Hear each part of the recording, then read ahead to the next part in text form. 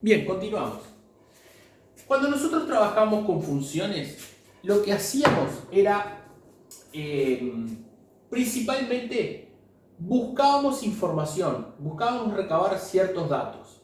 Si ustedes recuerdan las funciones de primer grado, las funciones lineales que nosotros vimos, lo que hacíamos es, a partir de la expresión analítica, nosotros dibujábamos o pasábamos la información a una tabla o a un gráfico. Con las funciones cuadráticas nosotros vamos a hacer lo mismo. Lo que vamos a hacer es, vamos a ir de cualquiera de esos tres lenguajes de información, ya sea el gráfico, el tabular o el analítico, y vamos a obtener información de manera que nos quede más cómoda en cualquiera de los tres lenguajes. Sin embargo, la tarea más común, la que más se observa en matemática, es el trabajo de, a partir de la expresión analítica de una función, realizar, por ejemplo, un gráfico. O realizar, por ejemplo, una tabla y luego realizar un gráfico. Para ello nosotros vamos a comenzar por recordar un poco lo que era la representación gráfica de funciones. Si nosotros recordamos, al representar gráficamente funciones, nosotros dibujábamos dos ejes que decíamos que se llamaban ejes cartesianos. Esas ejes eran dos rectas orientadas, o sea, son dos rectas que tienen flechitas. La horizontal tiene una flecha que apunta a la derecha, la vertical tiene una flecha que apunta hacia arriba. La horizontal le decíamos eje de las X o eje de las abscisas. Al eje Y le llamamos justamente eje Y o eje de las ordenadas. Y nosotros, en la intersección de los dos ejes, marcábamos el origen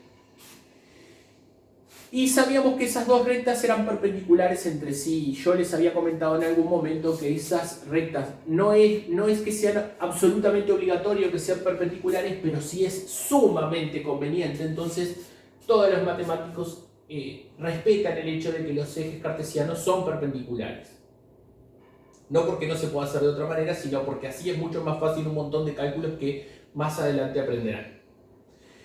Luego nosotros sabíamos que para representar cualquier punto en un par de ejes cartesianos, nosotros requeríamos las coordenadas de ese punto y a partir de ello nosotros realizábamos el marcado de una escala y habíamos conversado que en el eje de las X nosotros elegimos una escala, sea cual sea. Si ustedes quieren elegir 1 centímetro corresponde con un lugar, ustedes saben que van aumentando 1 centímetro para cada número natural. Luego a la izquierda del origen nosotros tenemos los números negativos, o sea que nosotros vamos a trabajar con la misma escala, 1 centímetro a la izquierda, y vamos a ir poniendo los negativos.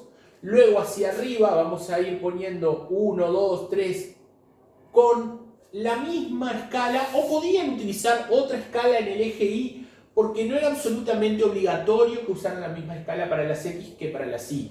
Lo único que sí era absolutamente obligatorio era que la escala que se use en el eje X se tiene que respetar a lo largo de todo el eje X. Y la escala que se use en el eje Y hay que respetarla absolutamente en todo el eje Y. Nosotros, para representar cualquier punto, un punto A, por ejemplo, para poner un nombre y decir ese punto tiene coordenadas 2, 4, debíamos recordar que el primer número siempre corresponde al valor de la X. Así que el punto A tiene primera coordenada 2, eso quiere decir que yo voy a buscar el 2 en el eje de las X. Y el segundo número siempre corresponde con el eje de las Y, así que yo voy a buscar el 4 y voy a dibujar una línea punteada, de manera que donde esas dos líneas que tendrían que haberme quedado punteadas, donde esas dos líneas punteadas se cortan, acá en el punto de intersección donde estas líneas se cortan, obtengo el punto A. Esto, si ustedes lo recuerdan, es información que habíamos trabajado cuando nosotros habíamos hablado de los ejes cartesianos y cómo se representan puntos en un sistema de ejes cartesianos. Entonces, la información importante para este tema es que ustedes recuerden que todo punto requiere dos coordenadas para poderse identificar, que siempre el primer punto corresponde a la coordenada X y siempre el segundo número corresponde a la coordenada de Y del punto. ¿Bien? De manera de que nosotros no podemos a esa pareja de números cambiarla en el orden, porque si la cambiamos en el orden, en realidad no estamos representando el punto que nosotros queremos, sino que estamos representando otro punto. Esto es tan sencillo como, o yo algunas veces utilizo algún ejemplo que me parece que queda más claro. Esto es como si nosotros le diéramos la información a alguien que nos vaya a visitar y nosotros le decimos que vivimos en un edificio y decimos, vivo en el segundo piso, en el cuarto piso en el apartamento 2.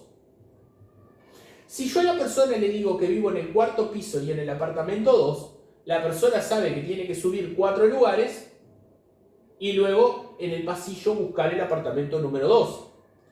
Ahora, si yo le cambio el orden y le digo que vivo en el segundo piso en el apartamento 4, la persona va a subir 2 lugares y luego va a moverse en el pasillo hasta encontrar el apartamento 4.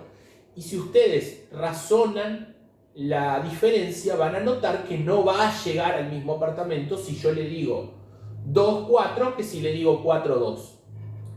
Lo mismo ustedes lo pueden pensar con otro tipo de ejemplos en los cuales donde ustedes utilizan un sistema en el cual no se pueda cambiar la posición porque uno pueda obtener un resultado distinto. Yo a veces nombro las planillas de Excel, aunque Excel lo solucionó bastante bien, pero en Excel sabemos que no es lo mismo una columna que una fila, y si nosotros lo que hizo Excel fue nombró las columnas con letras y las filas con números para que no existiera justamente la posibilidad de equivocarse con las posiciones.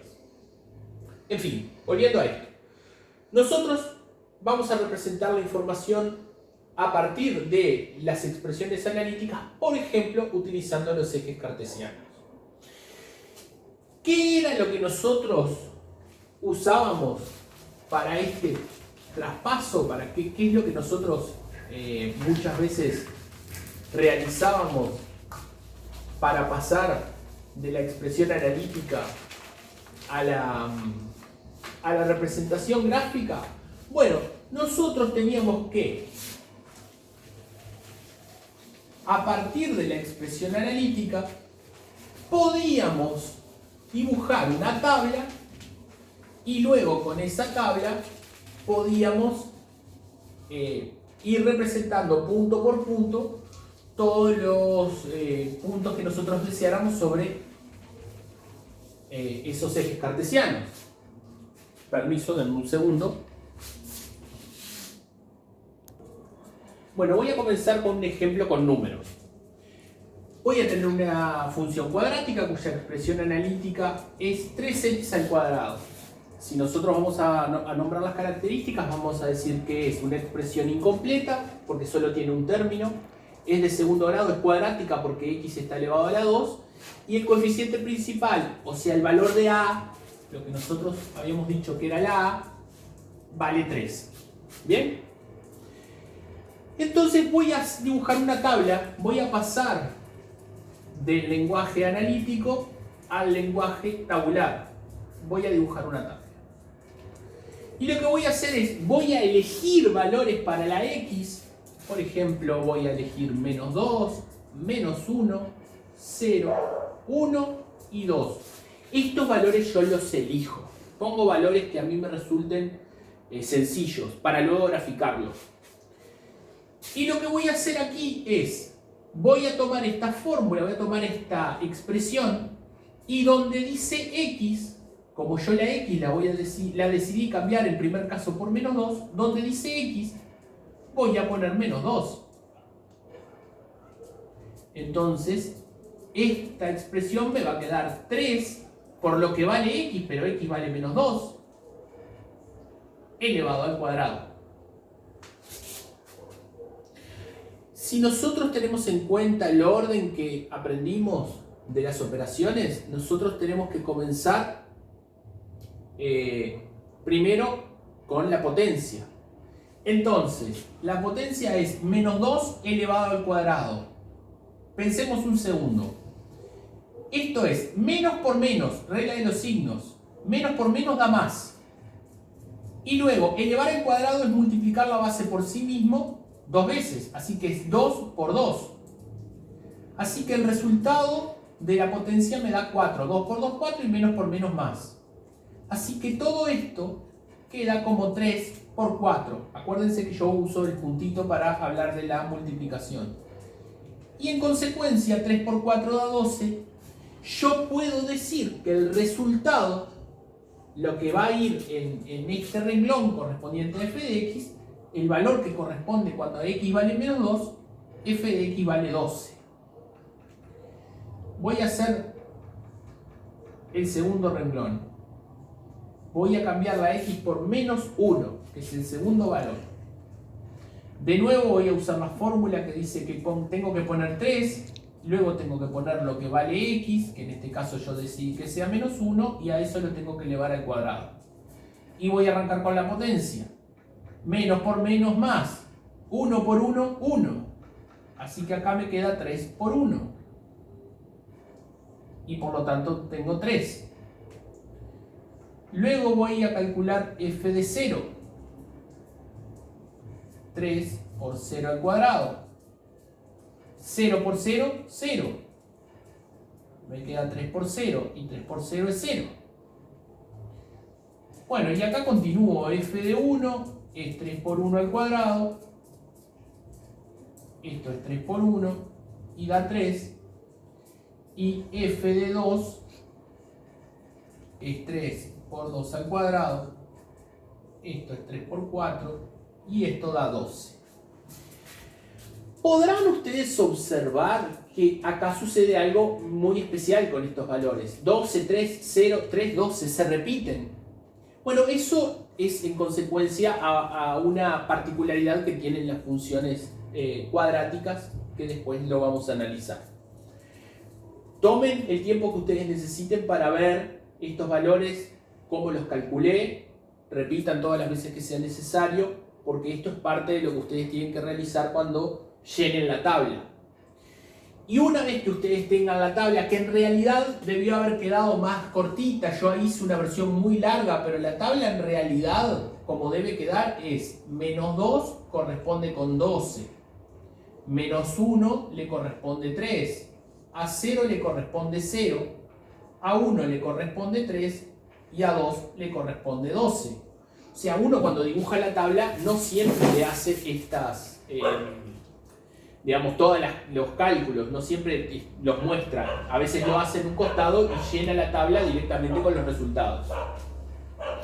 ¿Qué es lo que vamos a hacer nosotros luego? Bueno, a ver, yo voy a hacer unas modificaciones a este gráfico. ¿Por qué? Y porque la escala que yo utilicé en el eje de las Y me queda muy incómoda. ¿Vieron? Si yo necesito llegar hasta el 12, bueno, me va a quedar muy malo el caso de usar 1, 2, 3, 4 porque voy a terminar rayando el techo.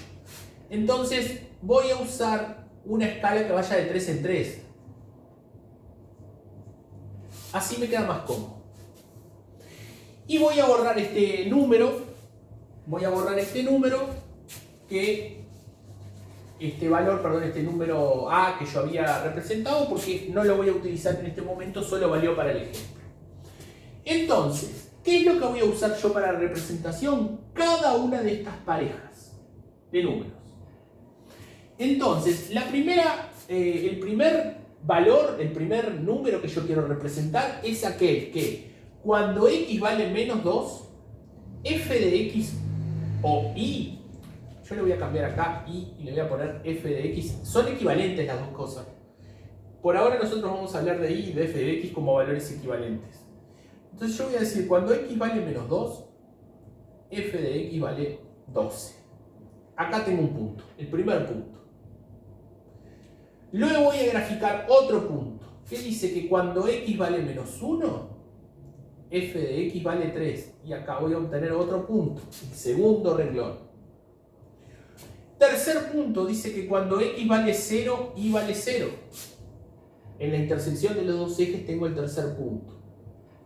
El cuarto punto es cuando x vale 1, f de x vale 3. Aquí tengo ese punto. Y el último dice que cuando x vale 2, f de x vale 12. Y acá voy a tener el último punto. Y luego, con un poco de trampa, yo voy a realizar el dibujo de la gráfica que me da una parábola. Digo que estoy haciendo trampa porque yo ya sabía que esto me tenía que dar una parábola. Y ahí tengo la representación gráfica que corresponde a la función 3, cuya expresión analítica es 3x al cuadrado.